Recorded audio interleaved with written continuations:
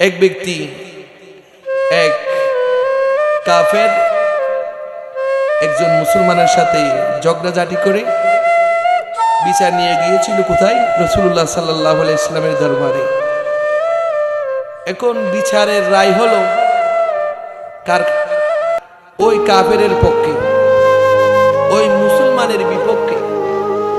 এখন ওই মুনাফিক মুসলমান সে বলল ওই কাফেরকে, আমি উনার বিচার মানি না, আসো আমরা উমর রাদিয়াল্লাহু তাআলা আনহুর কাছে যাই, উনাকে বিচার দিই, উনি ঠিক বিচার করবেন। আউযুবিল্লাহ।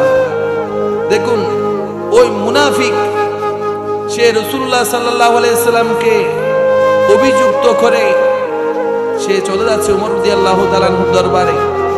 এখন উমর রাদিয়াল্লাহু তাআলা আনহুর দরবারে যখন আসলো, উমর রাদিয়াল্লাহু তাআলা আনহু ওই ব্যক্তিকে বলল, তোমরা কেন এসেছো?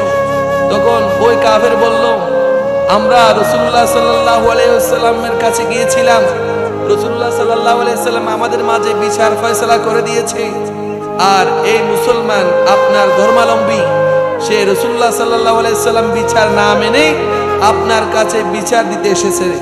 তখন উমর রাদিয়াল্লাহু তাআলা আনহু বললেন, আচ্ছা ঠিক আছে, যেহেতু তুমি রাসূলুল্লাহ সাল্লাল্লাহু আলাইহি ওয়াসাল্লামের বিচার না মেনে আমার কাছে এসেছো, একটু থামাও। এখন ঘরে গিয়ে তরবারি নিয়ে আসলো, তরবারি নিয়ে সাথে সাথে তরবারি বের করে ওই মুনাফিক মুসলমানের গর্দান ফেলে দিলেন। সুবহানাল্লাহ।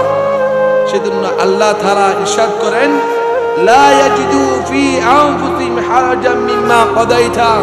রাসূলুল্লাহ সাল্লাল্লাহু আলাইহি ওয়াসাল্লাম তোমাদেরকে যা কিছু আদেশ করবে সে ব্যাপারে তোমাদের কোনো দ্বিধা থাকতে পারবে না। সুবহানাল্লাহ। ওয়া ইউসাল্লিমু তাসলিমা, তোমরা সেটা সর্বান্তকরণে তোমরা সেটা মেনে নিবে। সুবহানাল্লাহ।